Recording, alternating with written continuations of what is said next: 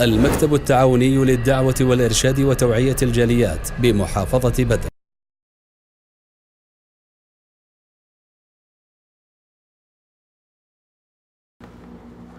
الحمد لله رب العالمين والصلاة والسلام على اشرف الانبیاء والمرسلین اما بعد.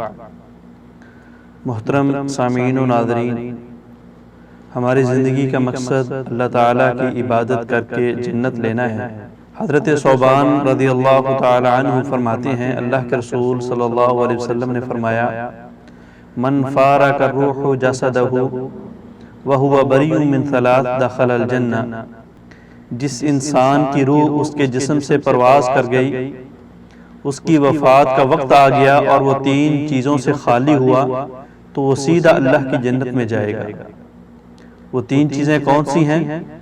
پہلے نمبر پہ تکبر ہے.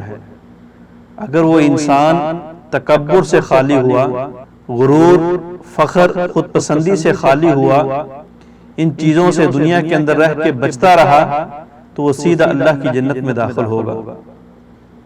آقا علیہ السلام نے فرمایا الغلول.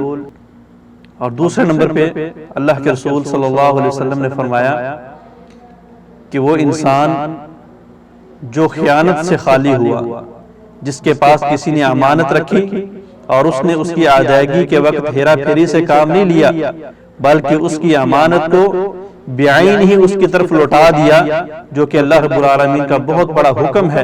اللہ تعالیٰ حکم دے رہے ہیں کہ انسانوں، جب تمہارے پاس کوئی امانت رکھنے والا امانت رکھے تو وہ پوری کی پوری امانت اس کے اہل کی طرف لوٹا دیا کرو. اور وہ انسان امانت کے اندر خیانت نہیں کرتا، پورا اس کو لوٹاتا ہے تو وہ سیدھا جنت کے اندر داخل ہوگا. آقا علیہ السلام نے فرمایا ایسا انسان جو امانت کے اندر خیانت کرتا ہے وہ کائنات کے سب سے گندہ ترین گروہ جو منافق ہے اس کے اندر اس کا شمار ہوگا. آقا علیہ السلام سے پوچھا گیا اللہ کے رسول، اگرچہ وہ نمازی ہے، اگرچہ وہ حاجی ہے، اگرچہ وہ صدقہ و خیرات کرنے والا ہے، صرف امانت کے اندر خیانت کرتا ہے تب بھی وہ منافق ہوگا؟ تو فرمایا ہاں، تب بھی وہ منافق ہوگا. اور تیسرے نمبر پہ آقا علیہ السلام نے فرمایا ایسا انسان اگر قرض سے خالی ہوا تو وہ سیدھا اللہ کی جنت میں داخل ہوگا.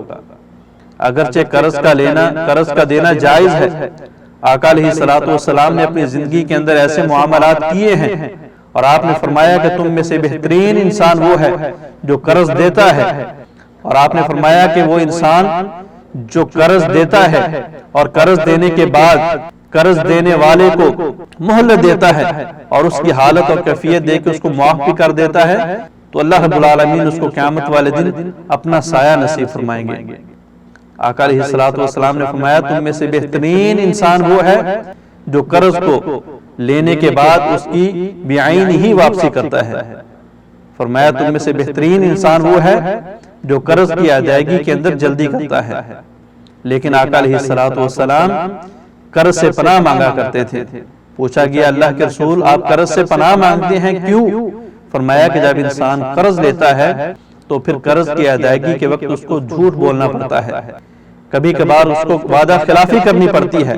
تو میں ان گناہوں سے بچنے کے لیے اللہ سے دعا کرتا ہوں کہ اللہ مجھے قرض لینے کی توفیق نہ دینا، میری حالات ایسے نہ کرنا کہ میں کسی سے قرض پکڑوں. اللہ سے دعا ہے اللہ رب العالمین عمل کی توفیق عطا فرمائے. السلام علیکم ورحمۃ اللہ وبرکاتہ.